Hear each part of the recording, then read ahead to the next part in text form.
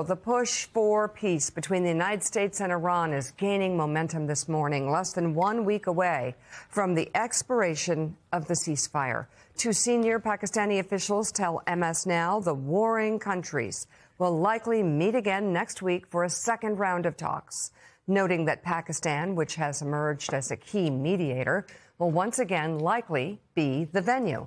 A White House official adds to MS Now that future talks are under discussion, but nothing has been scheduled yet. This comes as there are signs of optimism on the ground. Pakistan's army chief traveled to Tehran yesterday to meet with Iran's foreign minister in a continued effort to ease tensions and secure another round of negotiations. There are also signs of optimism from the White House. Press Secretary Caroline Leavitt told reporters in a briefing yesterday, quote, "We feel good about the prospects of a deal." That comes as U.S. Central Command says its blockade of Iranian ports along the Strait of Hormuz is holding firm. According to CENTCOM, no ships have passed through since the operation began Monday morning. Officials say 9 vessels turned around in the first 48 hours after being warned. CENTCOM also released this audio of those warnings to ships approaching the area. The U.S. has announced a formal blockade of Iranian ports and coastal areas. This is a legal action. All vessels are advised to immediately return to port if leaving and discontinue transit to Iran if that is your next port of call. Do not attempt to breach the blockade. Vessels will be boarded for interdiction and seizure transiting to or from an Iranian port. Turn around and prepare to be boarded. If you do not comply with this blockade, we will use force. The whole of the United States Navy is ready to force compliance. Now. David Ignatius, from talking to people in the region, in the Gulf region, talking to people inside the White House connected to the negotiations, I'm hearing a growing sense of optimism, something that wasn't really there a week ago. Growing sense of optimism that the moving forward with a blockade actually is a low-risk, high-reward alternative to what was going on before that began. And they believe, I have passed by members of the administration. Your observation a week ago, we needed to get into a position where time was on our side instead of time being on the Iranian side. They feel like this has gotten them into that position. What do you think? What are you hearing? So, Joe, I think you described the sense of optimism of the White House team correctly. I think the meeting in Islamabad went better than it might have seemed, given that they immediately moved to the blockade. But there was actually quite a lot of trust established. And by the end of that meeting, they were down to kind of dickering over details, over how long the agreement to refrain from nuclear activity would last, the terms for which the Strait of Hormuz would be open. They couldn't get to a deal. But I was told when the meetings broke up that Pakistan was likely to continue the process of dialogue, and that's what we're seeing this week. I think two things strike me right now, Joe. First, President Trump continues to negotiate in this way where he plays both good cop and bad cop at the same time. And it's sometimes confusing. He's adding even more force to the Middle East at a moment where it's clear he wants to get the exit ramp from military action. He doesn't want to keep fighting this war. He wants to end it. But even so, he's still maintaining military force. He's using the blockade for an economic chokehold. Viewers who know UFC fighting know when a fighter puts the other guy into submission, he gets him around the neck and then waits for him to tap out, and that means that the fight's over.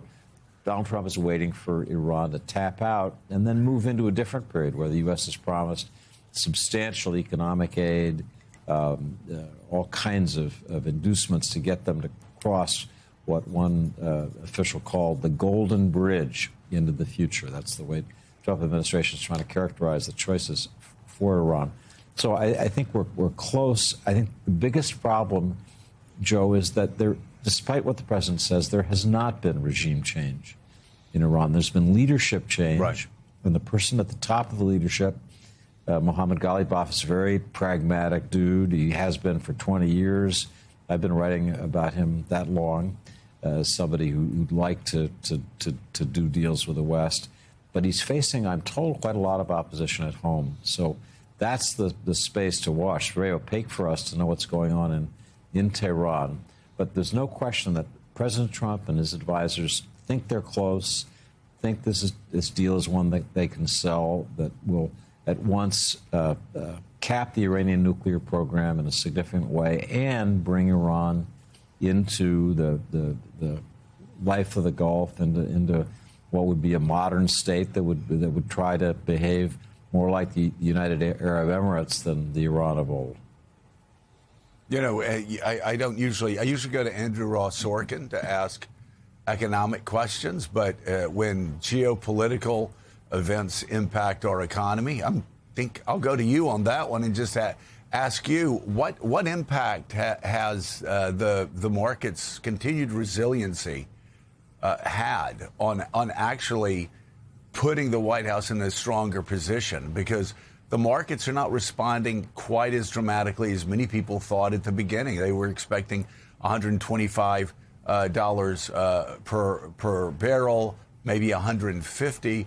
It's hovering at or below 100, and the S&P up to record highs. That gives the White House, that gives negotiators a lot more latitude with Iran, doesn't it? It does. I think Iran was thinking that as it continued to hold the Strait of Hormuz hostage, and again, Joe, I see this as a hostage taking, that the effect on markets would be enormous, and the level of pain for Donald Trump would be enormous. Instead, the stock market is setting records. The oil markets seem to be kind of sloughing this off, and that, in effect, devalues Iran's biggest weapon. And in fact, by blockading the blockade, it's Iran that now has a problem. It's only got a few weeks left. It needs the revenue badly to be able to, as one part of the U.S. team put it, Iran has been living in a military version of COVID. There's no economic activity. There's no really nothing going on in Tehran. They need this to end soon. So I think you're right to describe the optimism that the White House feels as it looks at the markets, and the undoubtedly the disappointment the Iranians feel that their weapon isn't drawing much blood. You know, Jonathan, I know you're going to be going to Hagar with a question. I just let's sum this up, though, a little bit about what's been happening over the past week or two inside the White House. Obviously, we've all been talking about how the United States has been doing exceptionally well, hitting a lot of the military targets that they had laid out at the beginning of the operation. There have obviously been some tragic mistakes at the same time, just real tragedies. At the same time, most of the military targets they wanted to hit, they hit, so they've considered it a military operation. But right alongside of that has been the fact that it's been a political failure. This has seemingly shifted that equation, at least talking to our allies in the Gulf region, one of whom told me a few days ago that they had been discussing this with Jared Kushner and actually saying a blockade would choke off Iran's support, financial support, and they would be left with no option other than deal with the United States. And my reporting, at least, from this Gulf ally, is that Kushner went to the White House, went to the president, and lobbied for this very hard to get that blockade. And now that the blockade's in there, you and I were talking yesterday about it. Our sources inside the White House suggest that when the president's not being blasphemous, when the president's not doing AI images of Jesus Christ, Jesus of Nazareth, they're actually feeling fairly optimistic on Iran and feel like this blockade has completely changed the dynamics. This Gulf leader inartfully said the noose was around our neck. This move has taken it off of us and put it on Iran, and now they have to act. Yeah, making Truth Social posts about Jesus takes up a surprisingly significant part of the president's schedule, it would appear. But yes, this is a significant. There's hold on. You got 6 to 9 cable TV watching, 9 to 11 executive time, 11 to 11:45 being blasphemous against Jesus of Nazareth, 12 o'clock quick lunch, and then you go on with your day. But yes, this is taking up a lot of space there. That said, when he is not being blasphemous, when he's not attacking God's representative on earth, when he's not mocking Jesus Christ, he's running a war. And right now, that seems to be working fairly well, this blockade. Yeah, the blockade is. And you and I did speak yesterday afternoon comparing notes on this. And the White House definitely feeling better about where things are. Let's be clear. This war is still politically very unpopular here at home. I wrote a piece yesterday for The Atlantic looking at a variety of things that have combined at once to give Trump a real losing streak here. That's including what we saw Viktor Orban's defeat in Hungary. That, of course, is the fact that this Iran war has dragged on to nearly 50 days now. It is about the economic numbers. It's about his polling. And, of course, the fight with the Pope. None of that is well received at home. But what would be even worse for the president would be if the blockade weren't to work or if he opted for a ground assault. And that's still on the table as a possibility.